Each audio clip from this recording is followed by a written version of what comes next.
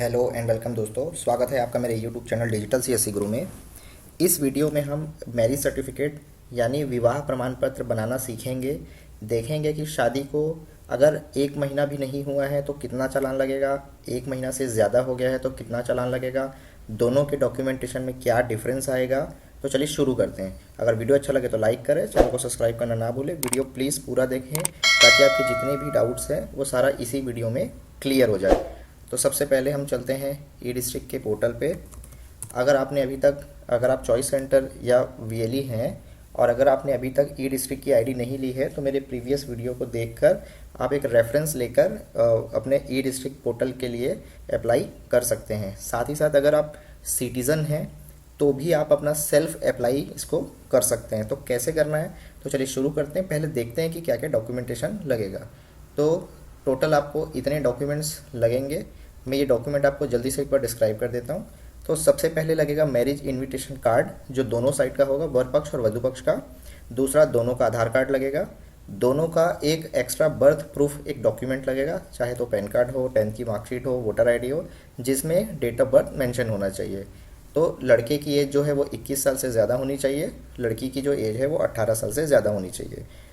उसके बाद आपको लगेगा लड़का और लड़की जो है उनका एक कंबाइंड फ़ोटो चाहिए जो शादी के टाइम पर खींचा हुआ होगा। एक प्रोफार्मा एक फॉर्म मिलेगा। इसको मैं आपका जो लिंक है वीडियो के डिस्क्रिप्शन पर दे दूंगा, आप वहाँ से एक ब्लैंक डाउनलोड कर सकते हैं। कैसे फिल करना है वो आपको क्लियर हो जाएगा। साथ ही साथ एक शपथ पत्र लगेगा। तो शपथ पत्र जो है वो आप किसी भी नोटरी वाले के पास जाके बनवा सकते हैं। इसका भी जो प्रोफार्मा है मैं वीडियो के डिस्क्रिप्शन पर दे दूंगा, आप चाहें तो फिल करके उसको किसी भी साइन करवाने के बाद आप नोटरी उसको करवा सकते हैं। चालान की कॉपी लगेगी। तो चालान जो है उसका मैं छत्तीसगढ़ के कुछ जो यूएलबीज़ हैं जहाँ जहाँ ये ऑनलाइन पेमेंट होता है उसका जो अकाउंट नंबर है वो मैं डायरेक्टली इस वीडियो के डिस्क्रिप्शन पर लिंक डालूंगा, उसमें ये सब कुछ अवेलेबल रहेगा। आप चाहें तो उस पर पे कर सकते हैं। और ज़्यादा अच्छा है कि पेटीएम से करें, क्योंकि पेटीएम से जब पे करते हैं तो उस टाइम पर रीमार्क लिखने का ऑप्शन आता है जो पेमेंट करने के बाद चालान पर लिखा हुआ होता है। मैं आपको एक डेमो इसको शो करूंगा। तो इतने डॉक्यूमेंट्स लगेंगे, चाहे तो आप वीडियो को पॉज करके इसको नोट कर सकते हैं। मैरिज सर्टिफिकेट अप्लाई करने के पहले सबसे पहले मैं कुछ कंडीशंस बता दूं कि मैरिज सर्टिफिकेट किसका किसका या किस एरिया के लोगों का बन सकता है। तो जो मैरिज सर्टिफिकेट होता है वो बेसिकली जो मैरिज है, मतलब जो शादी है, वो या तो शहरी क्षेत्र में या नगर पंचायत नगर निगम एरिया में अगर शादी हुआ है तो ही ये मैरिज सर्टिफिकेट आपका बन सकता है। इसका मतलब ये है कि अगर आप किसी ग्रामीण क्षेत्र से हैं या किसी गांव एरिया में रहते हैं और शादी आपका वहाँ हुआ है, मतलब जनरली जो है वो वर जो है वो वधू के यहाँ, लड़का लड़की के यहाँ बारात लेके जाता है। तो जो शादी होता है, शादी का पूरा कार्यक्रम वो जो होता है लड़की के ही घर पर होता है या उन्हीं के एरिया में होता है। तो अगर लड़की जो है वो किसी गांव विलेज से बिलोंग करती है तो आज की डेट में एट प्रेजेंट जो सचिव होते हैं वो कुछ चालान लेके ऑफलाइन मोड पे मैरिज सर्टिफिकेट जनरेट करते हैं। तो लेकिन अगर आप शहर क्षेत्र से हैं या आपकी जो शादी है वो नगर निगम या नगर पालिका या नगर पंचायत एरिया में हुआ है तो ही आपका मैरिज सर्टिफिकेट बन पाएगा।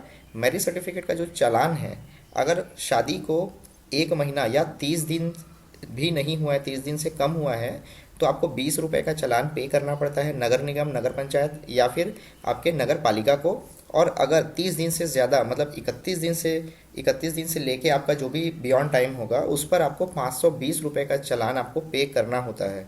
तो चालान पे करने के लिए आप चाहो तो ज़्यादातर जो नगर निगम या नगर पंचायत जो एरिया हैं वो ऑनलाइन उनके एक बैंक अकाउंट है जिस पर आप पेटीएम नेट बैंकिंग के थ्रू आप पेमेंट कर सकते हैं और उस चालान के जो रिसिप्ट है उसको ऐड कर सकते हैं। मैं एक आपको चालान का रिसिप्ट डेमो के तौर पे दिखा देता हूँ। ये एक चालान की रसीद है, इसे मैंने पेटीएम के थ्रू पेमेंट किया हुआ है। जैसा कि आप देख सकते हैं 520 रुपये का चालान है।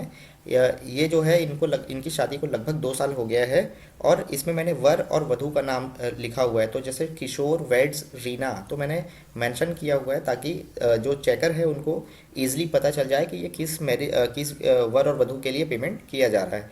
तो ऐसे ही इसका स्क्रीनशॉट लेके आप अटैच कर सकते हैं।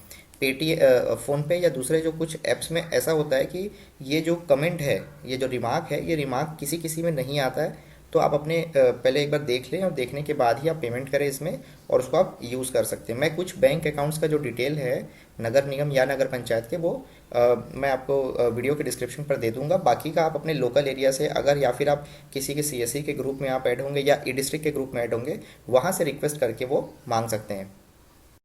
अब चलते हैं ई डिस्ट्रिक्ट पोर्टल पर, लॉगिन वाले ऑप्शन पर।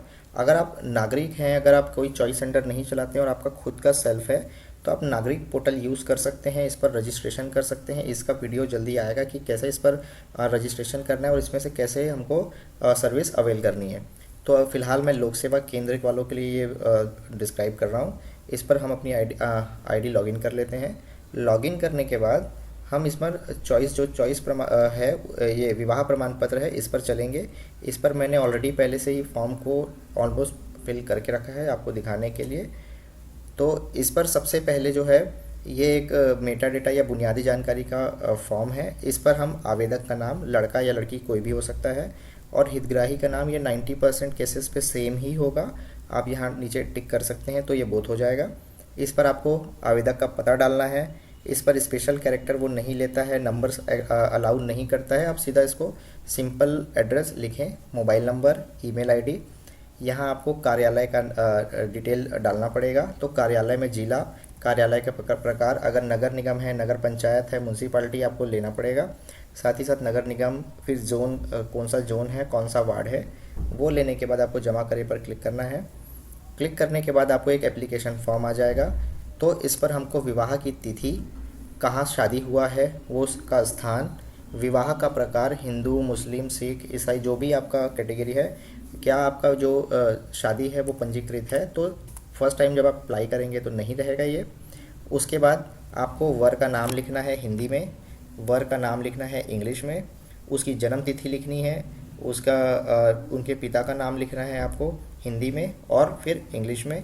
वर का जो वैवाहिक स्थिति है तो उसको जनरली आपको वर्तमान में विवाहित ही करना होगा।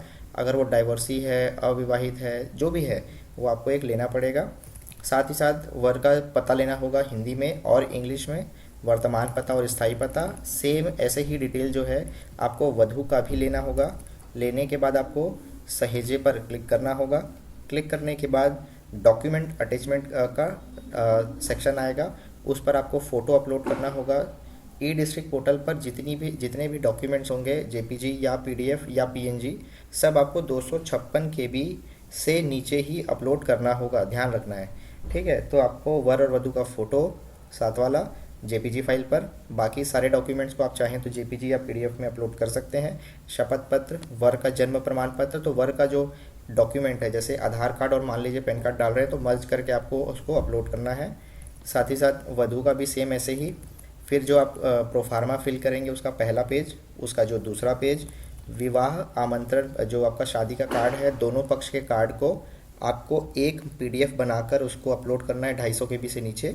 और ये दोनों सेक्शन में से किसी एक जगह पर आपको चालान अटैच करना है।